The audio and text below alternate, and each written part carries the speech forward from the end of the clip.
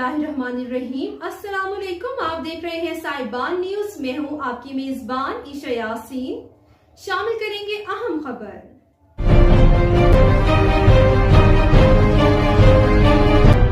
शामिल करते हैं। रियाद सऊदी अरब से हमारे लेडी रिपोर्टर शाहीन जावेद के मुताबिक सऊदी दारुल हुकूमत में मिनिस्ट्री ऑफ मीडिया और ग्लोबल हार्मनी की जानिब से अल सवेदी पार्क में रंगारंग पाकिस्तानी कल्चरल नाइट का तीसरा दिन अपनी तमाम रंगीनियों के साथ जारी है, जिसमें पाकिस्तान कम्युनिटी समेत दूसरी कम्युनिटी और सऊदी शहरियों ने भरपूर शिरकत की।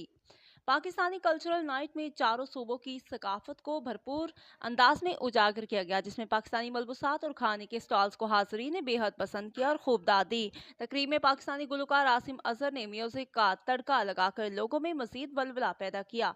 पिछले साल की तरह इस मरतबा भी हजारों की तादाद में लोगों ने पाकिस्तानी और दीगर ममालिक के सकाफती शो में शिरकत की और पाकिस्तान की सकाफत से लुत्फानंदोज हुए।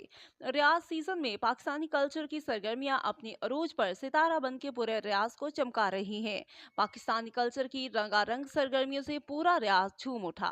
मारूफ सिंगर आसिम अजहर के धमाकेदार परफॉर्मेंस ने पूरे रियाज के दिल जीत लिए। मारूफ क्रिकेटर शोएब मलिक हाजरीन को अपने क्रिकेट के तजुर्बा से आगाही दी, जिससे क्रिकेट शायकीन महफूज होते रहे।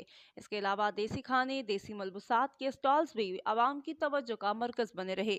रियाज सीजन में पाकिस्तान के मशहूर फनकारों ने शानदार परफॉर्मेंसेज पेश की। मशहूर गुलकार अली जफर की दिल मोह लेने वाली परफॉर्मेंस, जबकि मारूफ क्रिकेटर मोहम्मद शोएब मलिक और शादाब खान ने भी शायकीन को खूब महसूस किया।